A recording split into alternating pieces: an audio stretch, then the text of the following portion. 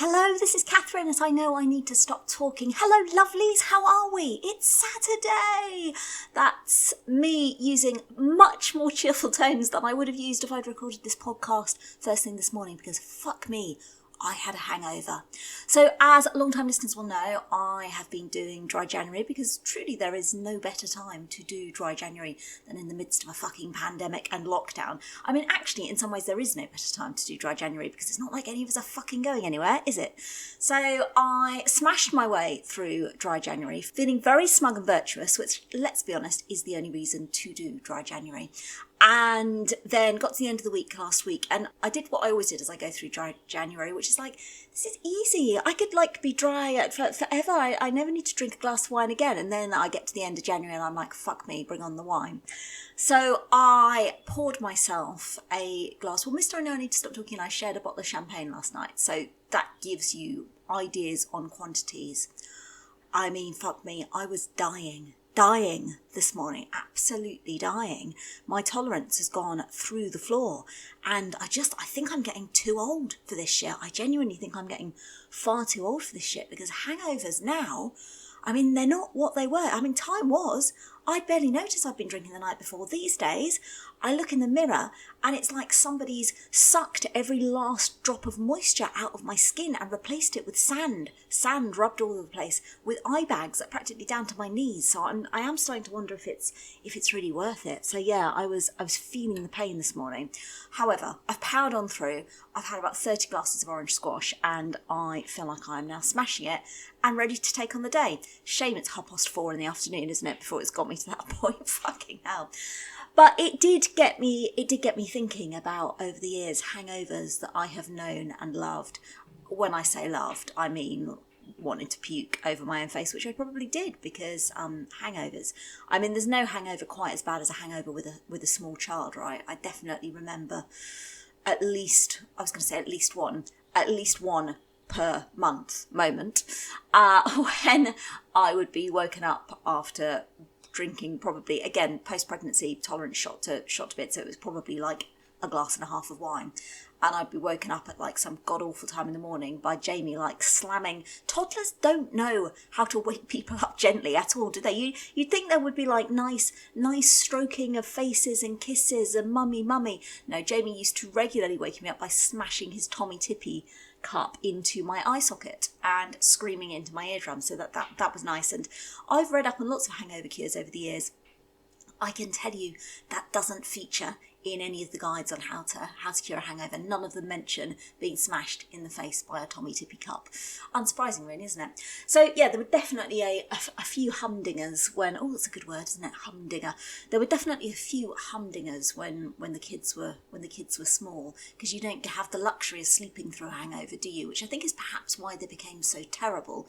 Because when you're a student, you just sleep through it. You wake up and then you're straight back on it. No such luxury as a parent. But then I got to thinking, and there are definitely 3 hangover related. Well, no, two of them are like, can you have a hangover while you're still drinking? Is that a thing? If it is, I think I created it.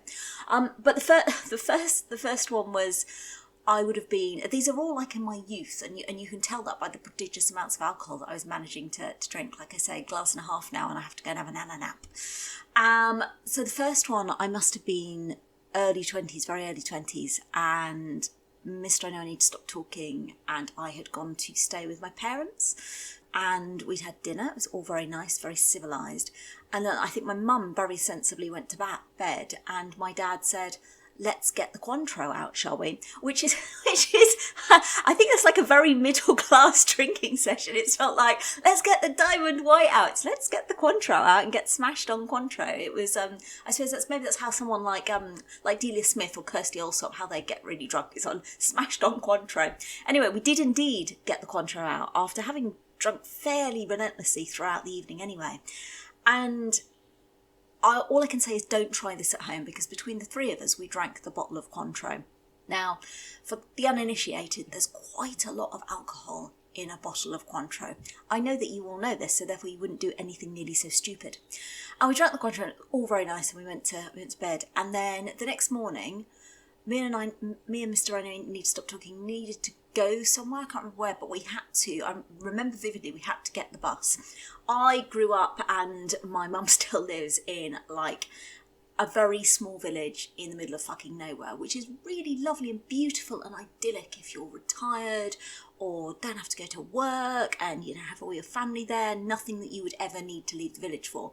As a teenager, it is fucking purgatory. There's like 3 buses a day. The last bus out of the village when I lived there used to leave at 2:15 in the afternoon. So if you're trying to have any kind of life as a teenager, not gonna happen. Anyway, I digress. So we were on one of the 3 buses going out of the village we had to get the next morning.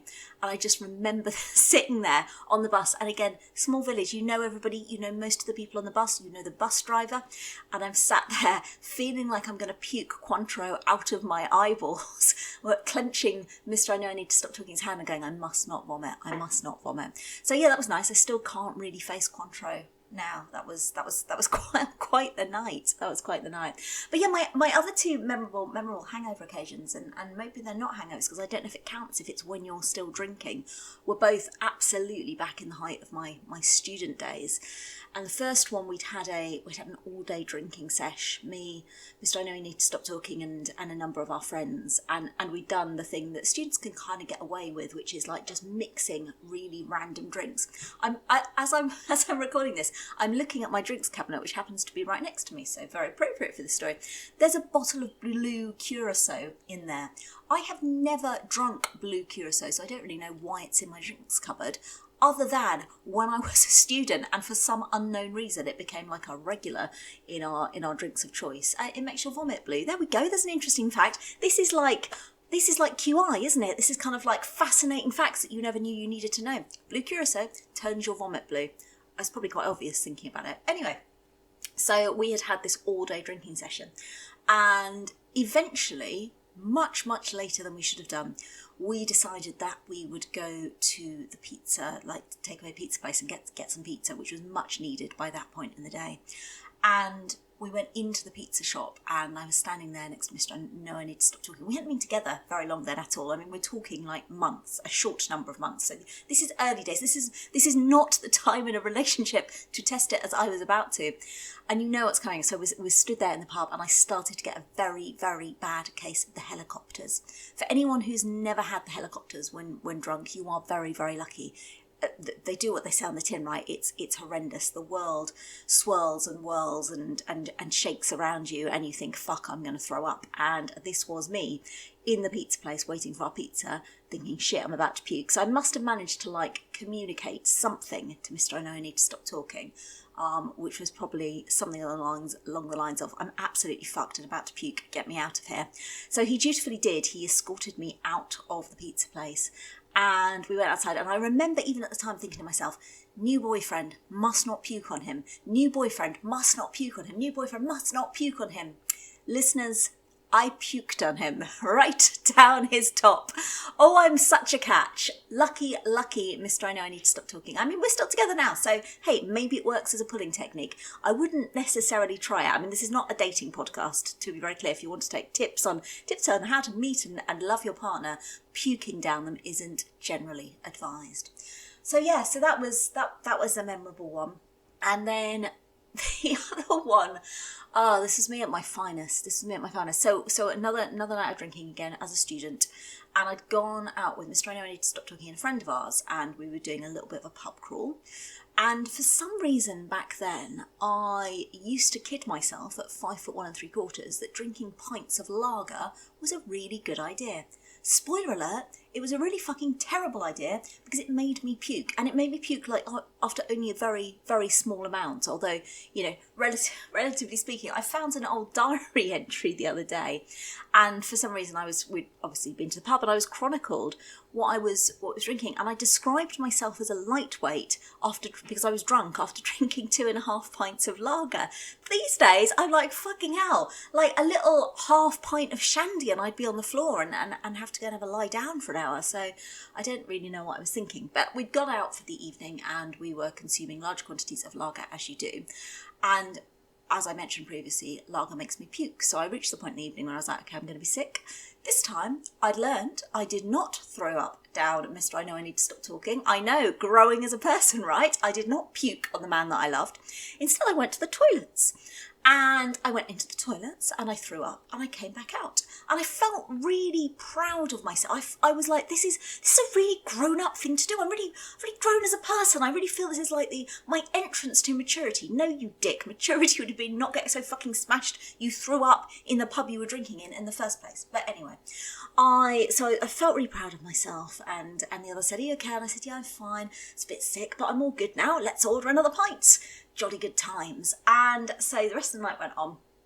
And then the next morning I woke up, and I woke up in a cold sweat, partly because that's what tends to happen when you drink too much lager, but partly because it suddenly flashed back to me with horrible, horrible reality what had actually happened the night before. So when I'd gone into the toilet, and I'd gone into the cubicle and I'd shut the door and I'd puked, I remember thinking, this is brilliant, you've gone into the toilet and you've puked, this is fantastic. It suddenly dawned on me that it's there, and I genuinely, hand on heart, still feel guilty about this now because somebody would have found it and somebody would have had to deal with it. And if that's you, I'm so genuinely so sorry. I realised as I woke up and lay there in the early hours of the morning thinking, fuck, I hadn't puked into the toilet because I hadn't remembered to take the fucking toilet seat up first. I puked on top of the toilet seat. What a fucking idiot. Oh my God, I'm cringing at the thought now. Who pukes on the toilet seat? I mean, you might as well just puke on the table. It's probably easier to clear up. So if you were working that pub that night many, many years ago and you had to clear up some vomit on a toilet seat, it was me. I'm so sorry. I don't drink lager anymore. I have learnt my lesson. It was bad times. It was definitely bad times. But back then, no hangovers at all. The joys of youth that I can remember. We were out drinking all night and probably went to bed at, 4 a.m, something like that. And then I remember the next day, I promised to babysit for a family that I knew. They had 2 youngish kids. I promised to babysit all day, and we were a distance away, so I had to get an early train in order to get back there. So I had to get up at like 5:30, having gone to bed at 4, very drunk. Had to get up at 5:30 to go and get this train and then entertain 2 under 5s all day. Literally the thought of it now is making me want to have a cry. Back then I was like, fucking yes, of course, I'm Superwoman. Get up in the morning, hangover? What hangover? I feel no pain. I went back, I babysat, we sang, we danced, we crafted, we created, we cooked, we went on tours around the village, and it was all easy peasy. And then, I'd say hangover forgotten, no hangover at all. The thought of trying to do that now, I mean, even for my own children, the thought of trying to do that now makes me want to cry. It's definitely not going to happen. So definitely the moral of this story is don't drink to excess. If you're going to drink to excess, don't drink lager. If you're going to drink lager, for fuck's sake, open the toilet seat first and don't puke on top of it. Absolutely grim. What's wrong with me? But these days, it's a different story. Like I say, 2 glasses of champagne last night and I was hanging this morning. It's taken me till 4:30 in the afternoon to recover. And to be honest, I went to bed last night, I think I was in bed and fell asleep before everybody. I have a vague memory of Jamie coming to say goodnight, but I was dead to the world. So end of 30s is clearly starting to hit me hard. I'm not capable of these late nights. I say I panic, not in bed by 9 o'clock at night, and I'm like panicking, going, shit, I'm going to be so tired tomorrow. I had a night this week when I couldn't sleep. I just couldn't sleep. I don't know why. And reading up on it, it seems it's quite common because we're all in fucking lockdown purgatory and it's never ending and we're all going, when the fuck are we getting our lives back? So with that as the backdrop, I suppose it's not that surprising, but I just couldn't sleep and I lay in bed. And when I was younger, I used to suffer with insomnia quite a lot. And I haven't for a while as the kids have got older. But anyway, it came rushing back with a vengeance. And I was lying in bed, and you do that thing, anybody who's ever suffered from insomnia will know, right? You do that thing where you're lying in bed going, I'm so tired, I need to go to sleep. I'm so tired, I need to go to sleep. I'm really fucking tired. Why the fuck am I not asleep? And I read something once on Twitter, and it's the truest thing I think I've ever read, ever, which it said, why the fuck is sleeping the only bodily function or activity that you have to pretend you're doing before you can actually do it? I mean, it is ridiculous, right? You get into bed, and unlike anything, like if I go for a wee, I sit on the toilet, and I have a wee, I don't sit on the toilet and pretend to be having a wee and then it happens. If I want to go for a walk, I get up and I start walking. I don't pretend to walk. So why do we have to get into bed, make the room dark, close our eyes, lie really still and pretend we're asleep before we can go to sleep? It's bonkers. Sometimes the human body's incredible and it's also fucking mental in many ways. So I was lying there in bed and, as I say, anybody who's ever had insomnia will probably have experienced this, thinking, I'm so fucking tired. If I don't go to sleep, I'm going to be so tired. I'm so tired. I'd better get to sleep soon. I'm going to be really tired. And I started to feel absolutely fucking livid with myself for not going to sleep when I was very tired and I still couldn't get to sleep. So I spent yesterday walking around with eye bags the size of snooker balls, which is always really good, isn't it, when you have to sit and look at yourself on Zoom calls, because I'm pretty much on Zoom calls all day in the role that I do. And all I could see all day were these massive snooker ball sized eye bags radiating out of the screen at me. Eyeball chic. I've tried to bring it in over the years many a time. Yeah, it's never quite happened. It's never quite worked out. So that was annoying. I can't remember where I was going with that story. I have no idea. It's one of those days. I'm too old. I'm too old for all this. I think 40 is going to hit me hard later this year. 40 is going to hit me hard. In other news, there is no fucking other news because we're still on fucking lockdown, aren't we? And it just seems to be going on. And there's loads of positive things and hooray for all. If you're listening and you're someone who's involved in the vaccination programme, yay you. You're amazing. You should be running the country because you've managed to sort this out far more effectively than any government has ever managed to do. So yay you. So there's lots of good stuff on the horizon. But in the interim, it is hard not to feel a bit aggrieved that we're still in fucking lockdown. And I know we can all do the thing of there's lots of people who are worse off than us, blah, blah, blah, blah, blah. That's very true. It doesn't make lockdown any more shit. And that will be the hill that I will die on. It is fine for you to feel that this situation is quite fucking shit, regardless of how much shitter somebody else might have it. Shittiness is not a competition, and never is that more true than in lockdown. So we are still living our lockdown life every single day. We're very lucky. Look at me, I'm doing it again, default. We're very lucky. We are very lucky because we're all at home. Well, some might call that lucky, some might call that how have you not killed yourself. And there are days when I go, I don't know how we haven't killed one another. But no, we're kind of into the swing of things now. Obviously, Jamie is still living his absolute best life. He said to me the other day, he said, in kind of tones of wonder, he said, Beth really misses her friends, doesn't she, as she was chatting to them on house party. And I said, yeah, yeah, she does. He went, wonder why that is. And I sort of looked at him a bit askance and I was like, because when you have friends, you typically want to hang out with them and she can't. And he looked at me and he nodded. He went, it's a good thing, isn't it? He said, I don't really miss my friends when I'm not with them. That's why I love lockdown so much. And so good, you know, the rest of us are all hating life. But there is one 13-year-old boy in the south of England who could not be happier with his life choices right now and spends most weekends saying to me, oh, it's going to be really sad when COVID's over, isn't it? No, Jamie, on so many levels, no, it will not be. It will not be really sad. But he has thrived in lockdown. He genuinely has thrived. Home learning for him has been genuinely quite good, and he's having this kind of weird sort of epiphany at the moment where he's realising that, oh, actually, if I don't spend the entire lesson dicking about and chatting to my mates, I learn stuff. It's a revelation, right? It's a revelation. So yeah, he's enjoying lockdown. Beth is missing football, missing her beloved football. We've been out on walks every day. It's not the same, is it? It's not the same. I love a walk, but even I am going, done quite a lot of walks now. Although very exciting to walk out my house this afternoon and find a new walk. I know, right? This is breaking news in lockdown life. It went in a totally different direction. It was very, very, very exciting. Very exciting. So yeah, there are still moments of excitement to be found, but it is a bit of a grind. Obviously, you might have seen in the blog, got the kids to do that age-old lockdown tradition of making banana bread together. And for anybody who didn't see the blog post, so we had some bananas. We've been getting a veg box. Veg boxes are exciting. That's a genuine excitement from lockdown. A local company, once a week or however often you want it, brings you a box of assorted fruit and vegetables. I kid you not, it's the most fucking excitement of the week. It's like my high point. This is what I've become. But yeah, we love a veg box. Anyway, we had some bananas left over. Nobody's a big fan of bananas in this house because they're not quite the right colour. I mean, honestly, it's practically like my kids have one of those Pantone paint charts. They're holding up to it and going, it's a bit too yellow. This one's too grit. There's some black. Oh my God, just eat the fucking bananas. Anyway, we compromised. I said they could make banana bread. So against my better judgment, I unleashed them on the kitchen together. Surprisingly, went quite well, went quite seamlessly. Until we got towards the end of the banana bread making. I was about to go in the oven and I was working at my desk and I suddenly heard Jamie go, "Beth, what are you doing?" And so I kind of looked up to see what was going on. And he said, "What are you doing? What are you doing?" And she said, "I'm putting the lemon juice in." And he said, "You don't need that much lemon juice." Beth said to him like he was an idiot, "It says to put in half." And Jamie, head in his hands, was like, "Half a lemon, not half a bottle of lemon juice." And Beth was like, "Oh."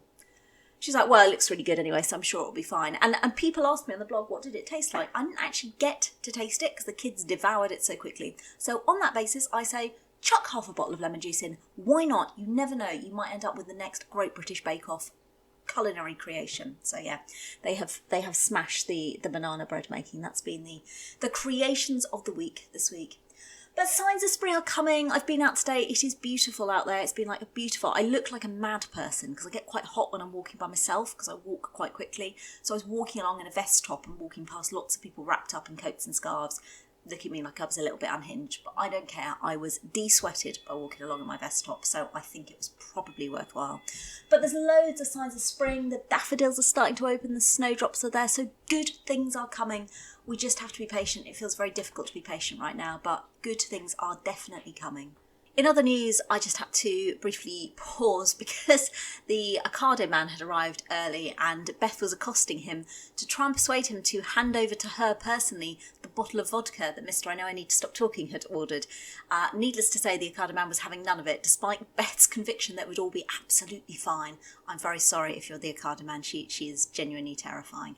She has got a track history of accosting the Ocado men. Typically, that sounded weirder than I meant it to sound. Typically, she not so much interacting with them. She likes to run outside, and as you'll know, one of our cats is called Brexit and has a propensity for being out the front in the road when anybody drives down. So you've got Beth flinging herself out of the house, screaming "Brexit, Brexit" in the manner of some Eurosceptic, while the Ocado man looks slightly terrified in the background. So yeah, sorry about that. If you are an Ocado man, I'm truly very, very, very sorry. The good news, though, is, can you hear what's happening in the background? That's right, nothing, because the new dishwasher is here and it's silent. I know, right? I mean, it's not quite silent, but it doesn't sound like it's chewing up a load of bricks like the last one did. It's in, it's working. You'd think everything would be perfect, right? And everything is almost perfect, apart from one teeny tiny, ever so slightly minor issue. Our plates don't fit in the dishwasher. Which I have to say, I know you could argue I should have checked this first, and maybe I should have done. But for fuck's sake, it's a fucking dishwasher. Its entire purpose in life, its raison d'etre, is to wash plates. So when it doesn't fit fucking plates in, I'm a little bit lost for words.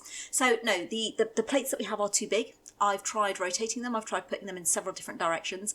I have now given up. I have bought a new set of plates. So my attempted mending of the dishwasher is turning out to be possibly the most expensive thing I've done all year. And with lockdown set to continue, that doesn't look like it's going to end anytime soon, does it? So yeah, but it's quiet. It's a quiet dishwasher, so that's a treat. As I say that, I've just noticed that my fridge has started up making loud noises in the background. I just can't, honestly.